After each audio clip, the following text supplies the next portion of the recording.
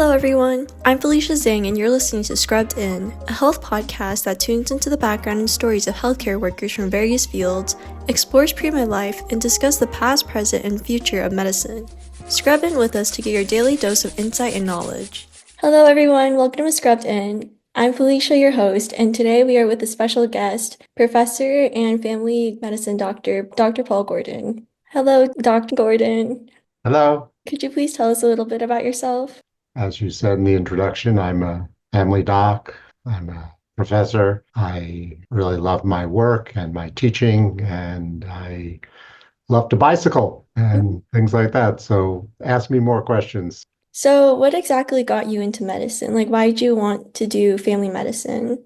This was back in the 1970s when I went to school, and to me, it was a something of a political statement. The idea that medicine, in my view, at that time, wasn't really taking care of people on the margins, underserved peoples, and things like that. I went to a medical school in New York City where there was not even a department of family medicine, which is pretty disappointing. It's one of the half dozen schools that doesn't have a department. It's a section of a different department. So anyway, I went to school. It was on the Upper East Side, Mount Sinai Medical School, and did some work up in East Harlem, where there was certainly the population that I felt I wanted to be caring for. So to me, family medicine was the only discipline that would really allow me to address the whole person, to address the environment in which they were living, to address what we taught in class, the social determinants of health. So there was no other choice. And before I went to school, I was working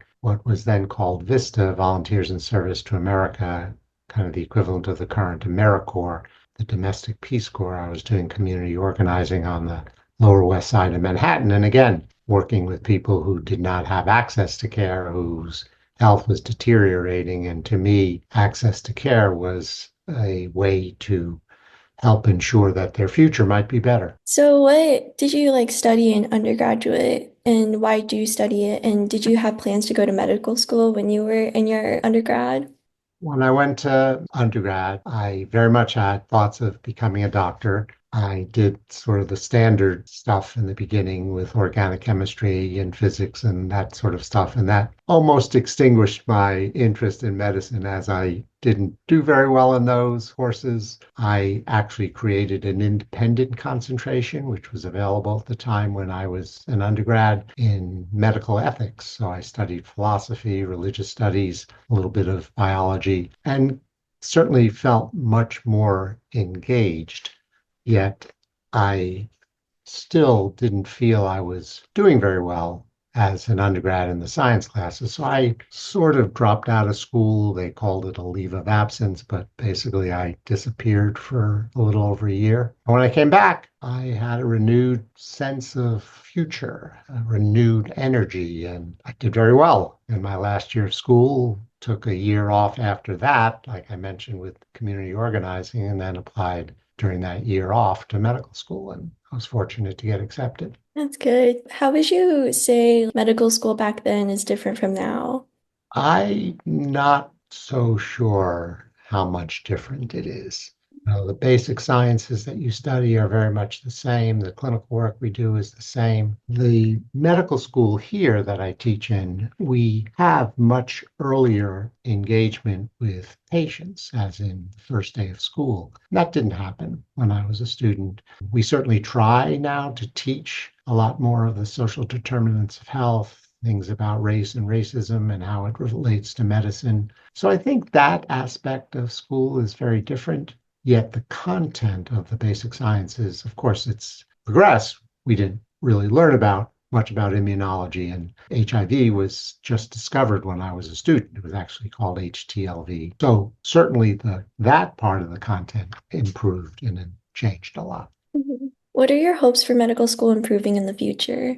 I have some very specific ideas, but I don't know that the medical school alone can bring those about. We have a significant dearth of primary care physicians. I don't think the medical school on its own can change that. I certainly teach first year students, been doing it for close to 40 years, and I very much appreciate their optimism, Good Samaritan words that they share when they come in about caring for underserved, working in rural areas, things like that. And the truth is that our medical students follow the money. They apply to the residencies in which they'll get paid the most. That troubles me, of course, because I think it's greed. Yes, there are some things that might be more intellectually stimulating in some of those higher paid specialties, but primary care is really the foundation of what we do in caring for our patients. You cannot be poor as a physician. I've been a primary care doc for my entire career. I'm not poor.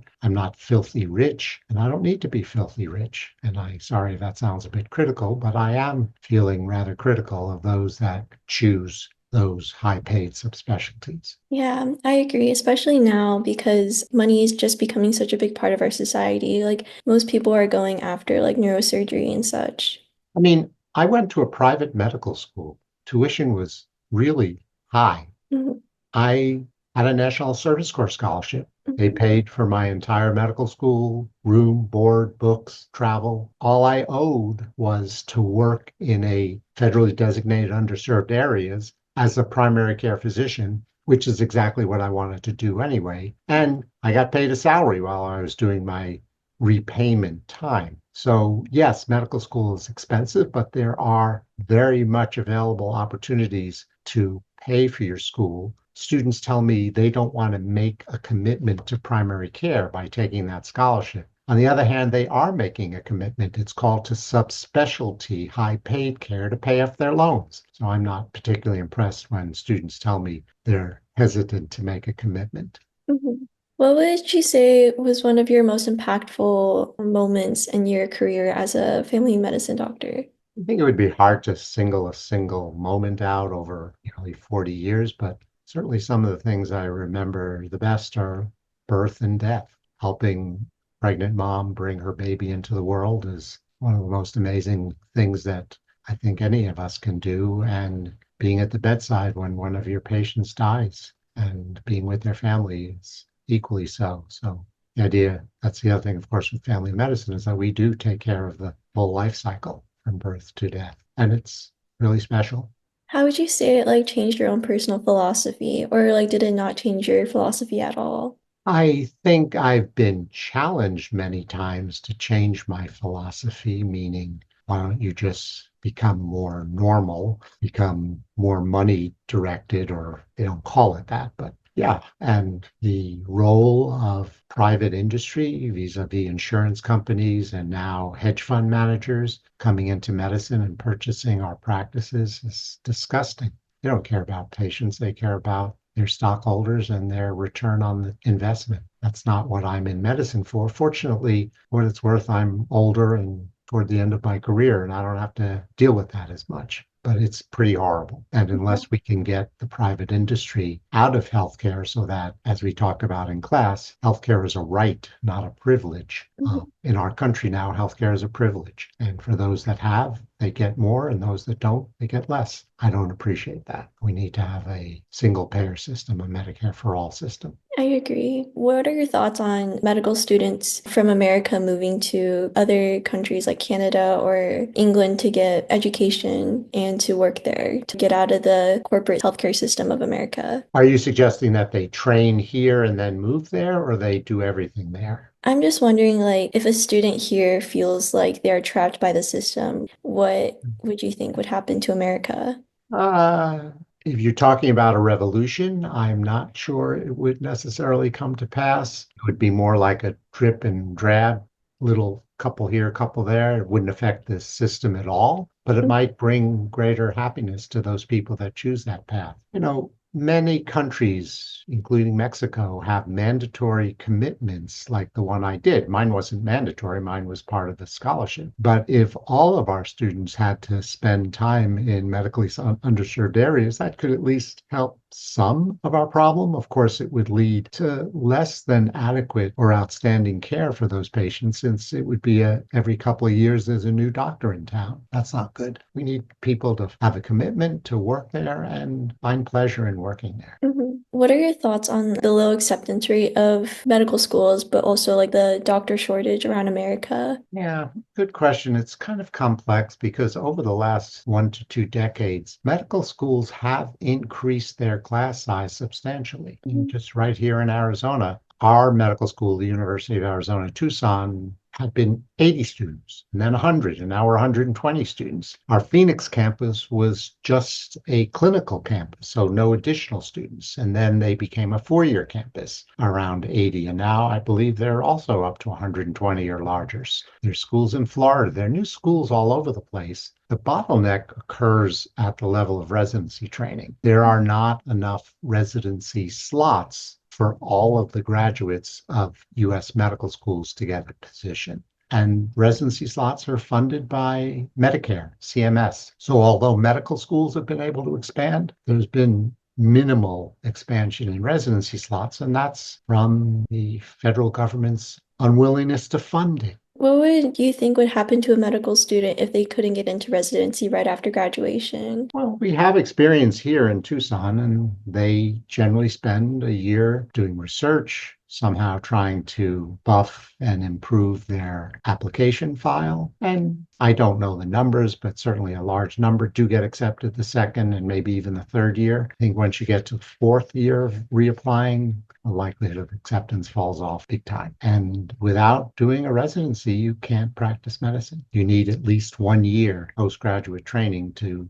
qualify for the last step of your licensing exam. So you may not have to do a full 3 to 5 year residency, but you have to do at least 1 year. And until those spots are available, there are students who will never be able to practice medicine, even though they spent 4 years in medical school and have amassed a significant amount of depth. It's pretty shocking. It's pretty scary. And we basically need to elect different people to go to Washington, legislators who care about the well-being of our population and are willing to make the necessary steps to address it. I agree. Is it possible to get your residency training in a different country and for it to still count in America, or must it be in America to practice here? Again, complicated. The simple answer is probably no. The more complicated answer is that if you trained someplace else, you can sometimes get accepted to an American fellowship, and that fellowship may allow you to get a license and hospital privileges. Many foreign trained physicians will come back to the US and redo their entire residency. So it's hard.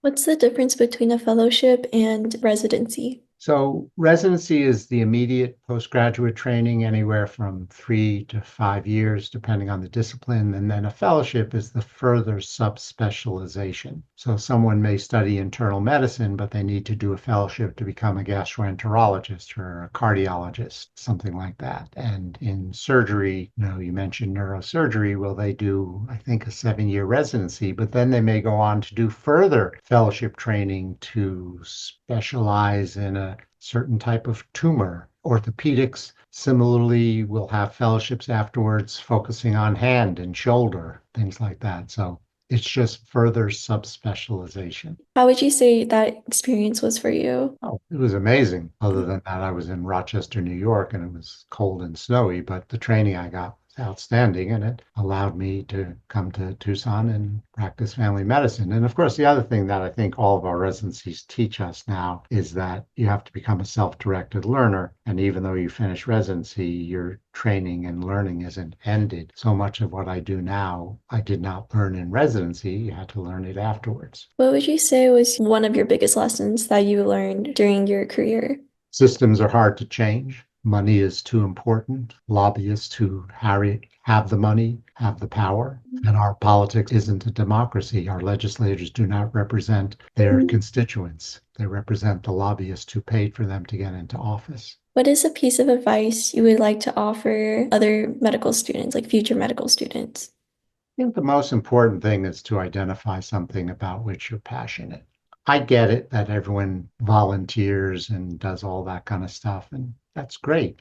But if you're volunteering and it's just to check off a box without the passion, then it's meaningless, and the admissions committees will see through that. I never spent a single minute in a hospital as a volunteer or in a lab. Maybe I was lucky, but I did community organizing on the Lower West Side of Manhattan. And when I did my medical interviews, I was passionate, and the interviewers acknowledged the passion. And I think that's why I was accepted. There's so many opportunities to do great things. I think everyone should take at least 1 or 2 gap years. Nothing against the maturity of 22-year-olds, but I think 23 and 4-year-olds, having spent some time out in the world, are a lot more mature and in a better position to take care of people's lives. So don't take a gap year because you got rejected. Take a gap year by design. Plan to do something different. Do volunteers in service to America, or what's now called AmeriCorps. Join the Peace Corps.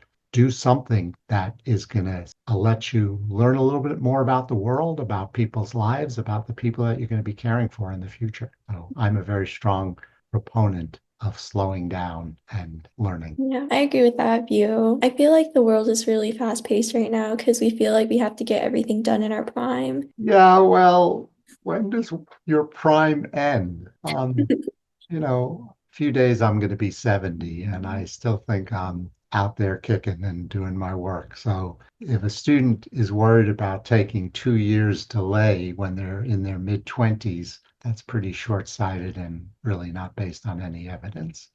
One last question. If you were to go back in time, what would you tell your younger self? To trust myself. When I was an undergrad and I was finishing, I certainly had doubts. But when I chose to leave school for a year, my family, everyone around me told me that's stupid. Just finish. Doesn't matter if you become a doctor, just finish school. And I went against their judgment. May they rest in peace, but I went against their judgment. And it was the best thing I ever did. So trust myself. And I would encourage people to trust themselves, assuming that they decent head on their shoulders and a good soul in their body. Thank you, Dr. Gordon. Thank you for listening to Scrubbed In.